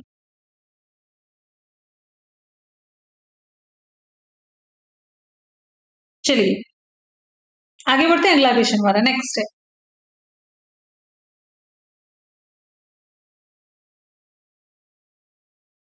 ध्यान से देखिए, वे प्रसिद्ध भारतीय महिला वकील कौन है जिन्होंने भारतीय दंड संहिता आईपीसी की धारा 377 के विरुद्ध कानूनी लड़ाई का नेतृत्व किया? भाई ये देखिए, ध्यान से देखिए और रिप्लाई करिए।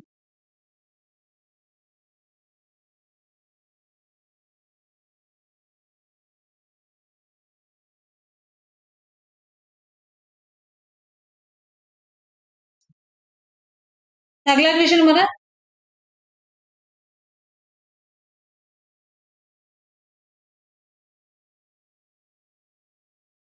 तो विकल्प यहाँ पर हमारा सही हो जाता है सी, मेनका गुरुस्वामी और अरुंधति काटजुए। अच्छा, आईपीसी की धारा 377 क्या कहता है? आईपीसी की धारा 377 के बारे में बताइए। अच्छा भाई, बच्चे ना ज्यादा ना उछलते हैं ना, जिसके बारे में ना जब कभी कभी होता है ना, कमेंट उठा लिया जाता है ज्यादा, तो वो सर पे चढ़ जाते हैं। आगे देखिए, नेक्स्ट हमारा क्वेश्चन 377 आईपीसी, ये 377 धारा क्या कहती है? आईपीसी की धारा 377 ये कहती है कि कोई भी पुरुष, महिला या फिर पशु के साथ प्रकृति की व्यवस्था के खिलाफ यौन संबंध बनाता है तो इस अपराध के लिए उसे 10 वर्ष की सजा या फिर आजीवन कारावास से दंडित किए जाने का प्रावधान है। ठीक है, तो ये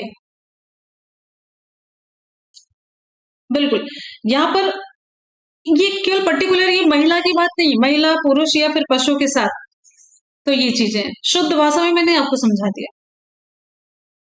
हाँ, ठीक है। हाँ, समलैंगिक का है, बिल्कुल सही। समलैंगिक या फिर अप्राकृतिक तरीके से, तो यही है कि मतलब, हाँ, बिल्कुल सही। और आईपीसी की धारा जो 376 है ना, 376, इसमें जबरन शारीरिक संबंध या किसी महिला से बनाना, तो इसमें ये हो जाता है कि रेप की कैटेगरी में आ जाता है, तो ये 376 है। एग्जाम में क्वेश्चन पूछा जा सकता है। ठीक है, हाँ, तो ये चीजें आगे बढ़ेंगे अगले क्वेश्चन की तरफ। नेक्स्ट है हमारा अगला क्वेश्चन। अगला, दुनिया का सबसे व्यस्त समुद्री मार्ग कौन सा है? दुनिया का सबसे व्यस्त समुद्री मार्ग कौन सा है?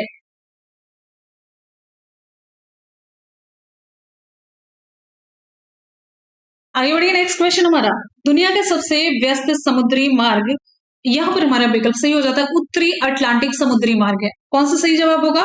उत्तरी अटलांटिक समुद्री मार्ग है। North Atlantic sea route. चलिए, विश्व में सर्वाधिक व्यापार किससे होता है? वायुमार्ग, राजमार्ग या फिर जलमार्ग?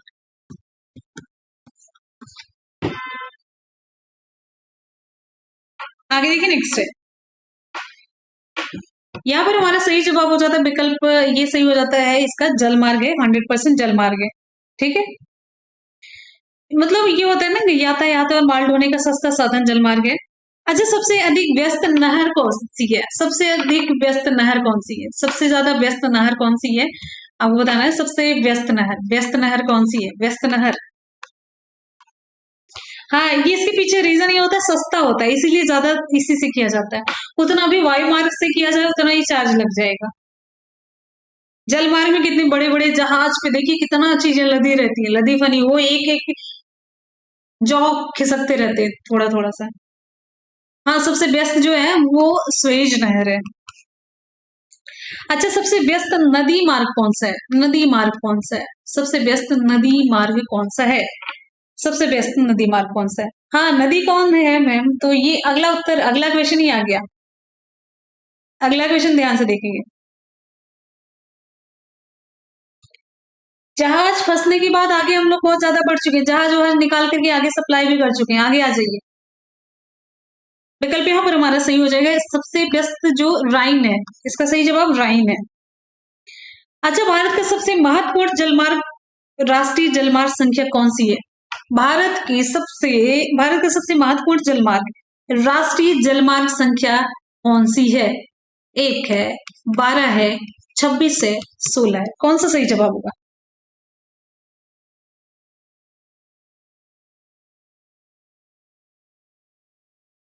नेशनल वाटर,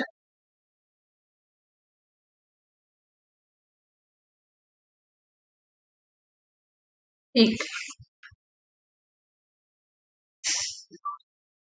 आगे बढ़ते हैं अगले क्वेश्चन की तरफ। नेक्स्ट है,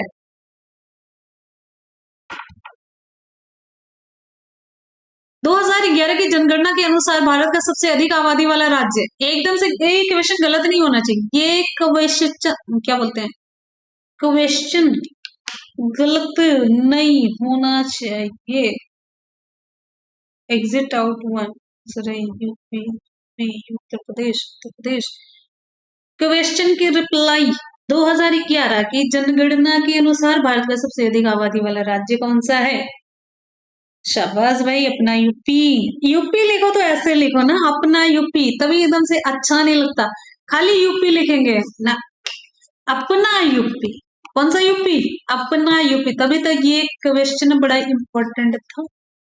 चलिए भाई, ये हमारा अगला क्वेश्चन है। 2011 की जनगणना के अनुसार भारत का सबसे अधिक आबादी वाला राज्य, विकल्प यहाँ पर सही हो जाता है अपना उत्तर प्रदेश। ठीक है, चलिए अब आपको बताते चलते हैं। 2011 की जनगणना के अनुसार दूसरा सर्वाधिक आबादी वाला राज्य कौन सा है? बताया जल्दी से।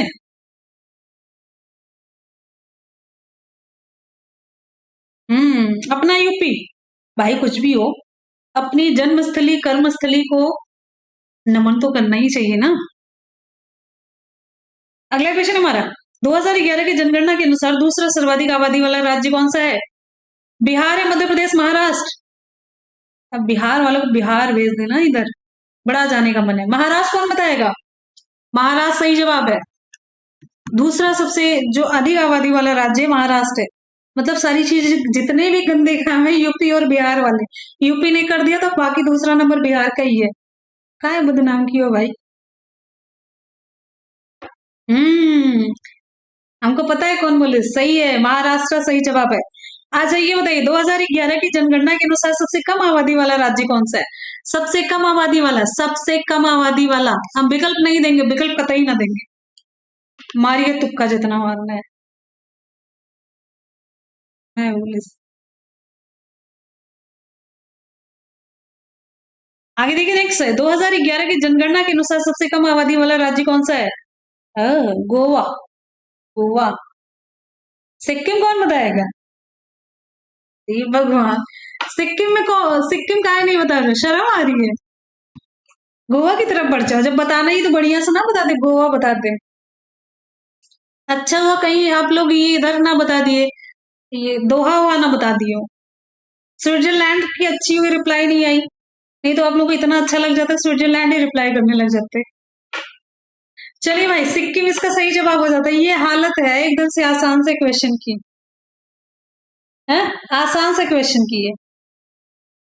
बहुत सही।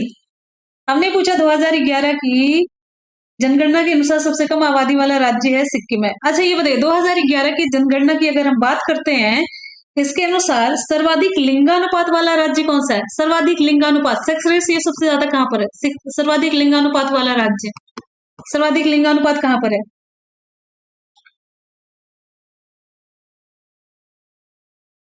चलिए आगे देखिए, सर्वाधिक लिंगानुपात, जौनपुर राज्य नहीं, हम बता रहे हैं।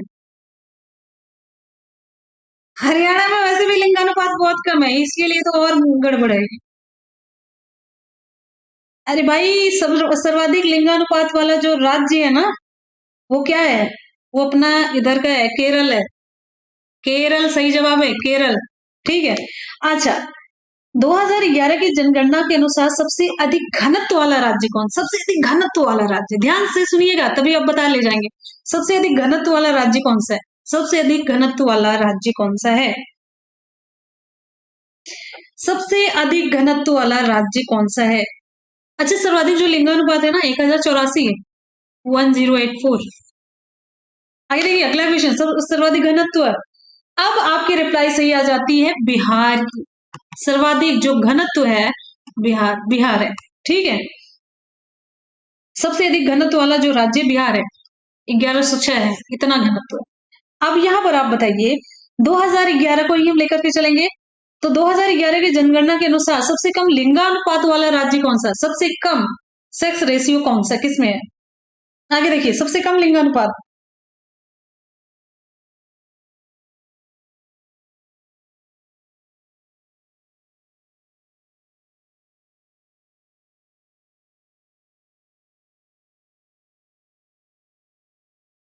हाँ सबसे कम लिंगानुपात हरियाणा का है।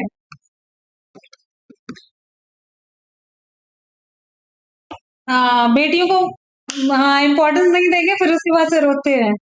अच्छा ये जानते हैं फिर, अच्छा इसका जो लिंगानुपात है 879 है, 879 है।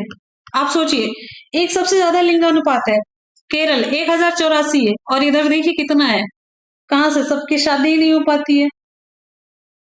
ठीक है, अच्छा ये देखिए आगे, एक और क्वेश्चन पूछेंगे, दो क्वेश्चन पूछेंगे। 2011 की जनगणना के अनुसार सबसे कम साक्षरता वाला राज्य कौन सा है? ज्यादा नहीं पूछेंगे, सबसे कम साक्षरता वाला राज्य, सबसे कम साक्षरता वाला राज्य। गायत्री मीना, ये तो राजस्थान में रहते हैं ना मीना लोग। आगे देखिए नेक्स्ट हमारा क्वेश्चन।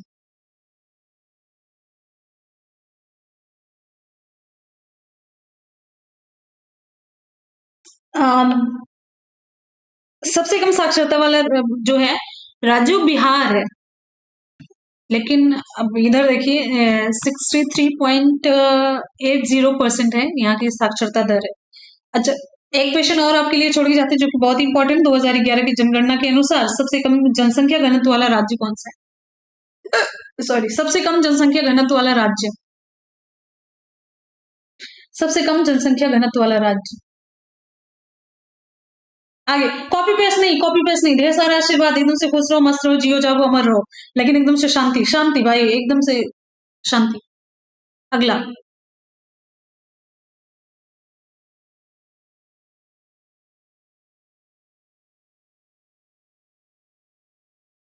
आगे बढ़ते हैं, अगला क्वेश्चन ध्यान से देखिए।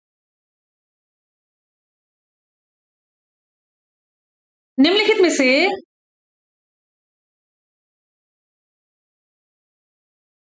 निम्नलिखित में से क्या कंप्यूटर के घटक नहीं है? निम्नलिखित में से क्या कंप्यूटर के घटक नहीं है? आगे देखिए, अगला, निम्नलिखित में से क्या कंप्यूटर के घटक नहीं है?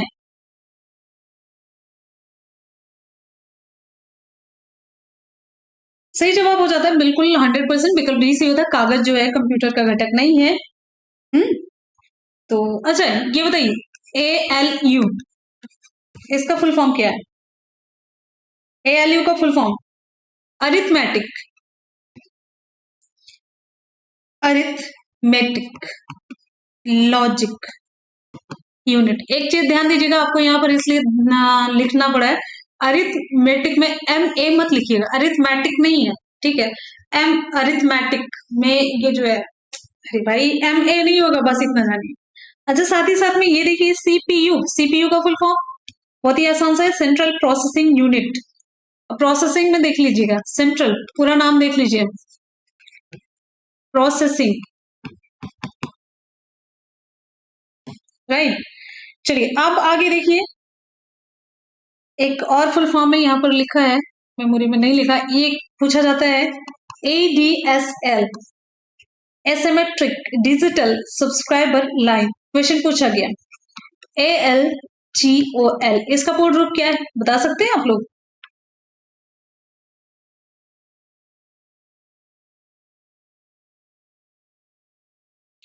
Algorithmic language. अगले क्वेश्चन की तरफ बढ़ते हैं, नेक्स्ट। अगला क्वेश्चन, द्वितीय विश्व युद्ध से प्रभावित देशों में बच्चों, बहुत ही अच्छा सा क्वेश्चन है। द्वितीय विश्व युद्ध से प्रभावित देशों में बच्चों और माताओं को आपातकालीन भोजन और स्वास्थ्य देखभाल प्रदान करने के लिए संयुक्त राष्ट्र द्वारा कौन सी एजेंसी बनाई गई थी? इंपॉर्टेंट क्वेश्चन, ध्यान से देखेंगे।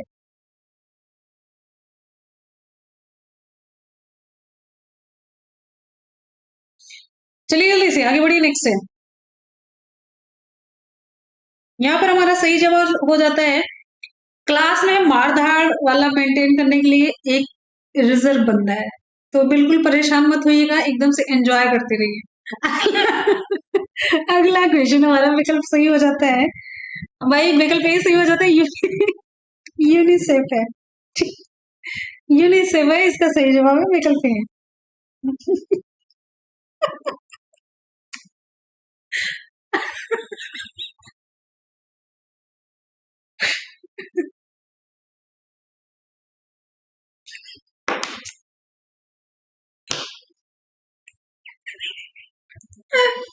जब जब देखो कूट देंगे, मार देंगे, पीट देंगे। मतलब ये कितनी एनर्जी लाते हो अंदर, कितनी गुस्सा भरी हुई है। आगे बढ़ते हैं।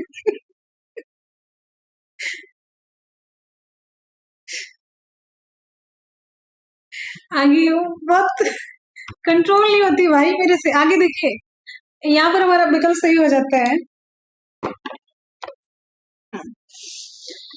हाँ भाई, यहाँ पर हमारा सही जवाब हो जाता है यूनिसेफ है। हाँ, मतलब सारे बच्चे क्लास करते, क्वेश्चन देखते, रिप्लाई करते, इसका एक ही टारगेट है, एक ही टारगेट है। देखा, गई नहीं थी, यही हम चेक कर रहे थे। कहेंगे बाय बाय बाय, क्लास पहले शुरू हो जाएगी, तब से बाय करते करते जाते कोई नहीं है।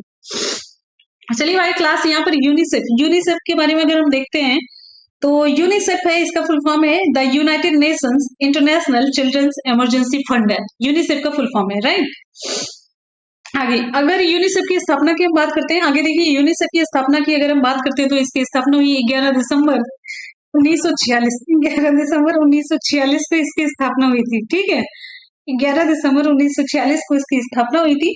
और यूनिसेफ का मुख्यालय कहाँ पर है? यूनिसेफ का मुख्यालय कहाँ पर है, जल्दी से आप बताएंगे। यूनिसेफ का मुख्यालय अच्छा, आप लोग रिप्लाई कर ही रहे थे, आपको पता था कि हम पूछेंगे। न्यूयॉर्क इसका सही जवाब हो जाता है। इसका यूनिसेफ का जो हेडक्वार्टर है न्यूयॉर्क में है। आगे यहाँ पर बढ़ेंगे तो यूनिसेफ में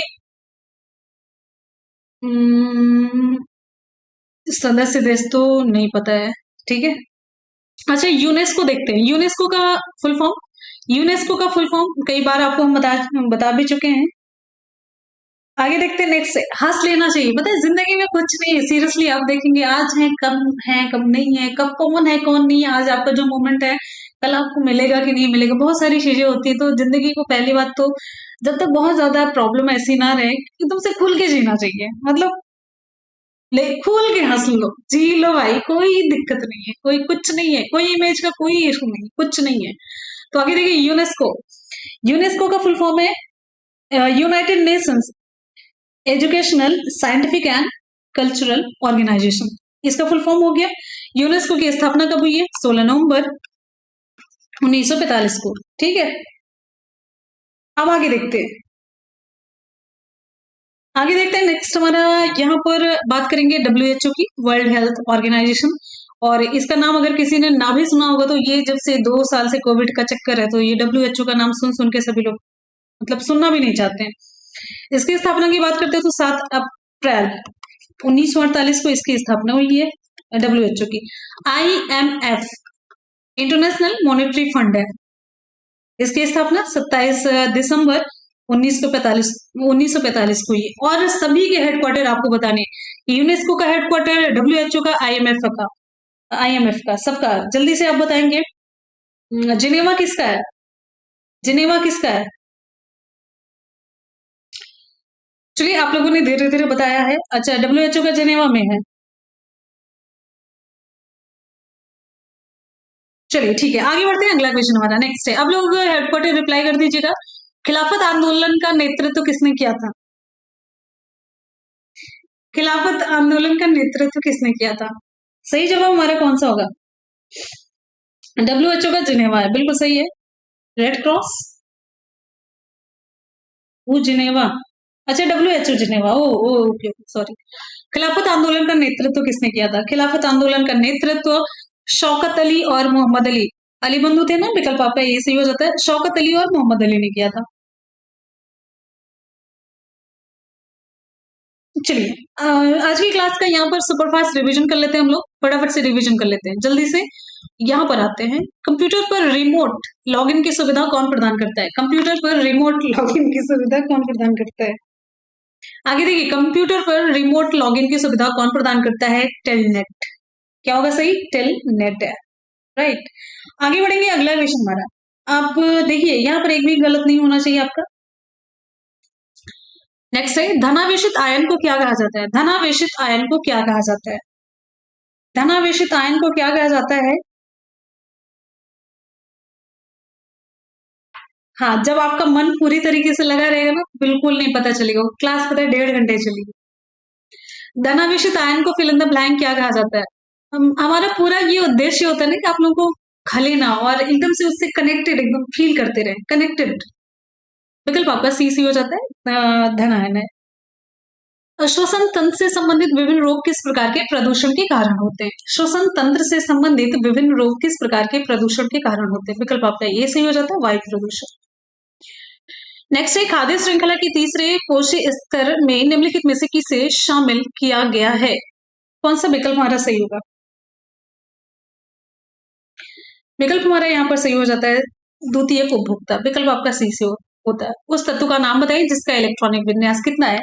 2, 8, 7 है। आगे देखिए जल्दी से, खूब जल्दी से रिप्लाई करिए।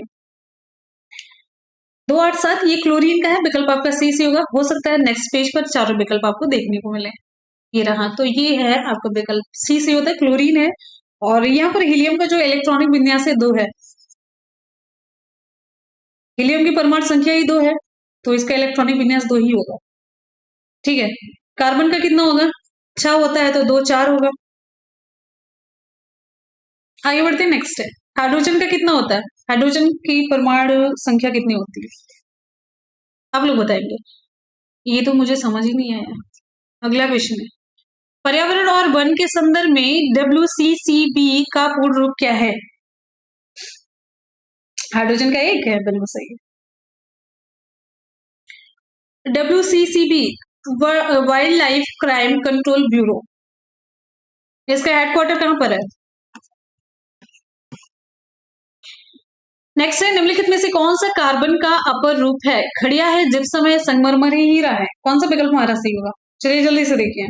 निम्नलिखित में से कौन सा कार्बन का एक अपर रूप है? खड़िया, जिप्सम, संगमरमर, हीरा। सही जवाब हो जाता है विकल्प आपका डी सी होता है, हीरा है। अगला क्वेश्चन है नेक्स्ट 1922 में गांधी जी द्वारा असहयोग आंदोलन स्थगित करने का मुख्य कारण क्या था? 1922 में गांधी जी द्वारा असहयोग आंदोलन स्थगित करने का मुख्य कारण क्या था?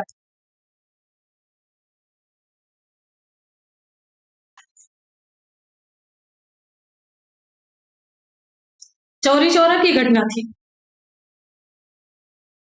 आगे भारत में कितने संगठन संयुक्त राष्ट्र के अंग हैं? भारत में कितने संगठन संयुक्त राष्ट्र के अंग हैं? 26। अगला भारत के त्रिचरण नाभिकीय शक्ति कार्यक्रम की स्थापना किसने की थी? सही जवाब हो जाता है, सही जवाब हो जाता है डॉक्टर होमी जहांगीर भाभा। महात्मा गांधी ने लॉर्ड इरविन को लिखे अपने पत्र में कितनी मांगे की थी, जिनमें से कुछ को गांधी इरविन समझौता के रूप में स्वीकार किया गया था?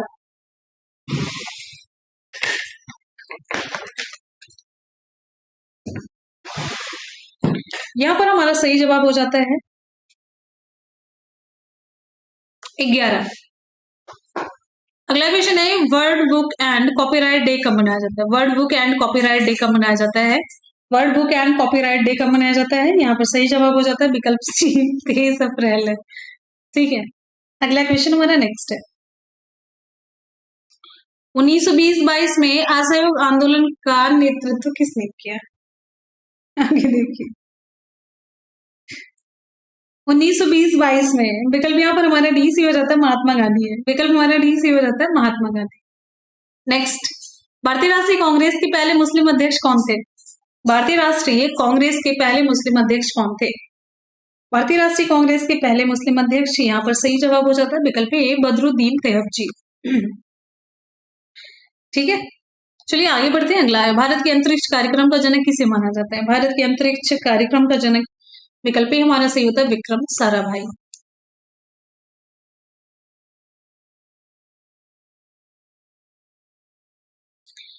भारत ने, अगला क्वेश्चन हमारा ध्यान से देखिए, भारत ने अपने पहले परमाणु बम का परीक्षण कब किया था? भारत ने अपने पहले परमाणु बम का परीक्षण कब किया था?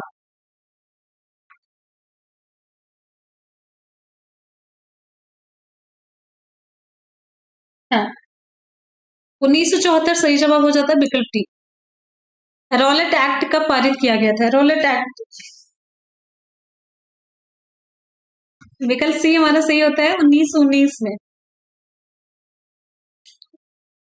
नेक्स्ट क्वेश्चन, भारत में राष्ट्रीय पंचायती राज दिवस कब मनाया जाता है? भारत में राष्ट्रीय पंचायती राज दिवस कब मनाया जाता है?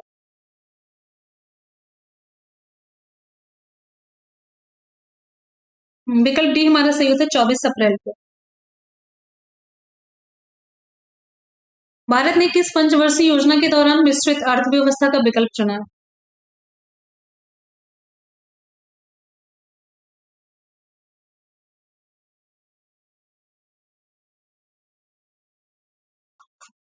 विकल्प बी आपका सही होता है दूसरी। कौन सा शहर स्वर्णिम चतुर्भुज राजमार्ग नेटवर्क का हिस्सा नहीं है?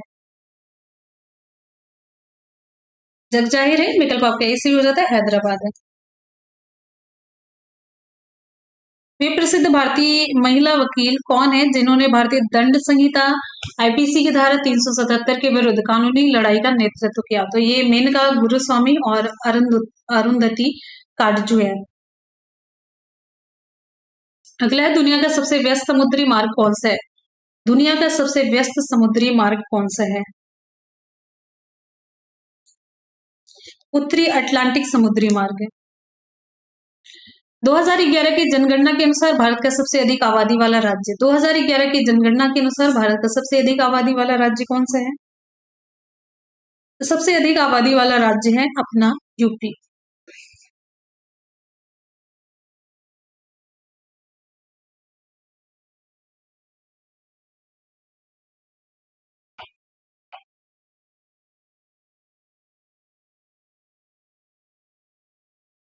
अगला क्वेश्चन, निम्नलिखित में से कौन सा कंप्यूटर का एक घटक नहीं कंप्यूटर का एक घटक नहीं है? विकल्प डी कागज है। द्वितीय विश्व युद्ध से प्रभावित देशों में बच्चों और माताओं को आपातकालीन भोजन और स्वास्थ्य देखभाल प्रदान करने के लिए संयुक्त राष्ट्र द्वारा कौन सी एजेंसी बनाई गई?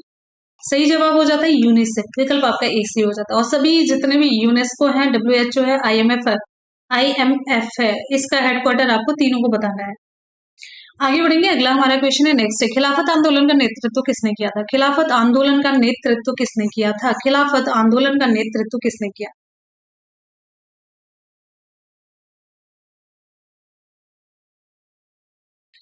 यहाँ पर सही जवाब हमारा हो जाता है शौकत अली और मोहम्मद अली, विकल्प हमारा ए सी हो जाता है।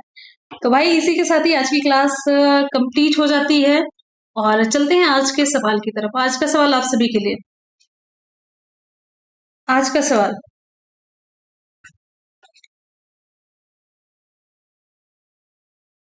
1 दिसंबर को क्या मनाया जाता है? दूसरा सवाल,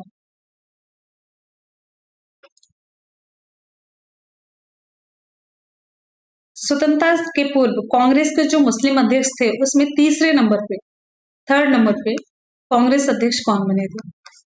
थर्ड नंबर के कांग्रेस अध्यक्ष नहीं, मुस्लिम कांग्रेस अध्यक्ष कौन बने थे?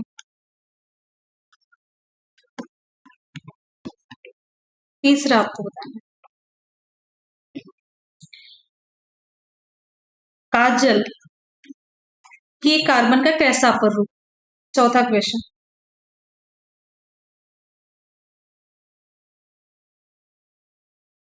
वायु प्रदूषण का इंडिकेटर किसे माना जाता है?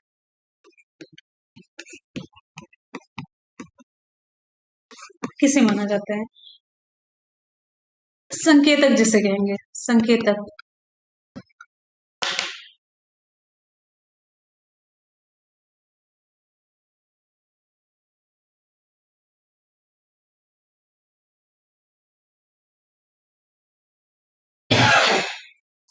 तो चलिए भाई इसी के साथ ही आज की क्लास होती है कंप्लीट। आपको कैसी लगी हमेशा की तरह अपना फीडबैक जरूर दीजिएगा और नीचे कमेंट सेक्शन में आप लोग क्वेश्चन की रिप्लाई जरूर कीजिएगा, ठीक है? सिबा, बाय बाय। हाँ हाँ।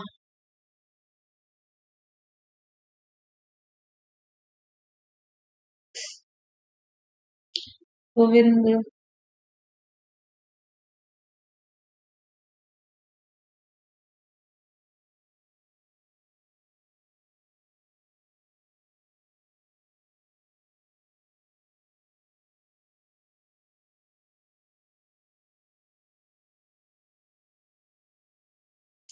हाँ, क्लास खत्म हो गई है, शुक्रिया। मिठाई पूड़ी, हाँ बटेगी, अभी अभी बटेगी। ओ हो। थैंक यू बच्चे, thank you thank you thank you thank you Shiva, thank you. थोड़ा सा शांति मचा के रखा करो। प्रिंस, तो नीरज सिंह गुड नाइट। अभिषेक, बिल्कुल बिल्कुल, हम माइंड में है, चीजें हैं, हम शुरू करेंगे, सारी करेंगे। मैम सुनिए, जैसे छोटा छोटा वीडियो बोला है बना दीजिए। मुख्यालय, हाँ हाँ ठीक है, बहुत बढ़िया। मुख्यालय है सन सहित, अच्छा घास और सारा प्लीज, अच्छा अच्छा ठीक ठीक है, हम समझ गए। जैसे मुख्यालय हुआ, घास हुआ, कुछ डिजीज के बारे में, कुछ ऐसे ऐसे, मतलब छोटी छोटी चीजें। ओके ठीक है, हम समझ गए। प्रियंका, हम समझ गए। हमसे भी उपासना, थैंक यू। इग्नोर, हम मारेंगे, भी इग्नोर करते हैं पर, पागल लड़की। छवि शंकर, चलिए बहुत सारे बच्चे। वो हमारे सही से में जो बच्चे ना कभी नाम लेने के लिए चिल्लाते ही नहीं है, सीरियसली है, शांति से पढ़ते हैं और चले जाते हैं। और ये ना जिन बच्चों को जैसे हम ज्यादा थोड़ा सा नाम ले लेते हैं ना, वही मुंह बना के एक आंदोलन चला देते हैं। और आंदोलन चलाए ना तो उसी दिन से हम बताएंगे।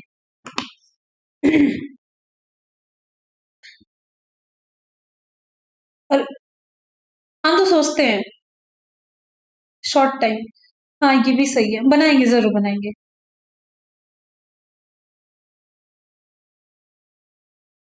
लाल गाल ब्लैडर स्टोन की, इंशा अंसारी, कोई बात नहीं। क्लास आप आराम से धीरे धीरे लेट करके भी कर सकते हैं। और कोई भी मैंने वीडियो आज तक कभी प्राइवेट करी ही नहीं है, ना कोई वीडियो प्राइवेट करना है, ना कोई ऐसे चलाना है कि जो केवल मतलब पेड कोर्स वाले ही बच्चे उसका फायदा उठा सकते हैं, ऐसा कुछ भी नहीं है। एकदम से पब्लिक है, पूरी वीडियो पब्लिक है। और सारी जितनी भी चीजें जितने भी हैं, आपको एकदम से पब्लिक ही मिलेंगे। और कंटेंट में कभी मतलब आप इतना नहीं कह सकते कि 19 भी हो जाए, ये तो पूरी गारंटी है। तो इंग्लिश, हाँ बिल्कुल, मैं अगर मैंने शुरू कर दिया ना सारी चीजें, अरे वो हम स्पीड नहीं पकड़ रहे हैं। आप लोग जिस स्पीड से हमें देखे है ना, वो स्पीड और मेहनत वो हम पकड़ ही नहीं रहे हैं। आप सभी जानते हो।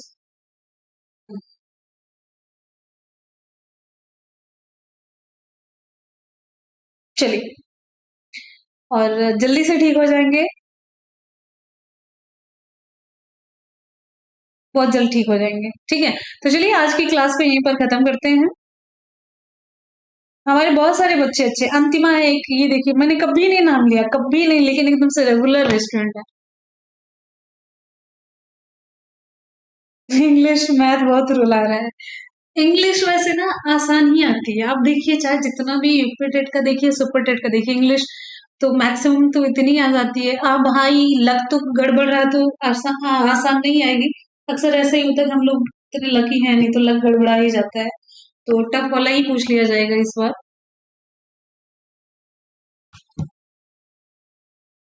नदी पड़ा तो कूद जाओ नदी में, याद आ जाएगी नदी। हाँ, नाम के लिए नहीं बोलते, सही बात। यहीं पे गुस्सा आती, गुस्सा करो। मैं भी शांत, हाँ बहुत सारे बच्चे अच्छे हैं। और पता है बहुत सारे तो ऐसे बच्चे, सीरियसली हम बता रहे हैं, उनका तो शुक्रगुजार क्या, थैंक्स कहना बहुत ही छोटा हो जाता है। जो हमें सुन रहे हैं सीरियसली, वो कभी ना कमेंट करते हैं, कभी ना कमेंट करते हैं, ना कभी कोई कुछ भी नहीं, शांति से वो पढ़ते हैं। और जो कि वो कंटिन्यू हमें सुनते भी हैं, हमें पता है जितने भी अभी भी प्रेजेंट टाइम में जितने बच्चे हैं, कोई नहीं हमको कमेंट नहीं कर रहा है, लेकिन वो सभी सुन रहे हैं। तो उन सभी का जितना शुक्रिया करो उतना कम है, सीरियसली। तो आप सभी का तहे दिल से बहुत बहुत शुक्रिया जुड़ने के लिए। और अपना यकीन और विश्वास जिसे कहते हैं कि बनाए रखिएगा। और कभी कभी ये हो जाता है ना कि क्या हो जाता है, सेम सेम वर्ड का कोई मीनिंग मत निकालिएगा, ये फ्लो फ्लो में चलता है। तो अपना विश्वास बनाए रखिएगा। और इसी के साथ ही मिलते हैं नेक्स्ट वीडियो में, तब तक के लिए good bye, take care, thank you so much, love you all, bye bye, take care, जय हिंद, वंदे मातरम। और वीडियो को लाइक और शेयर जरूर करके जाइएगा, ठीक है।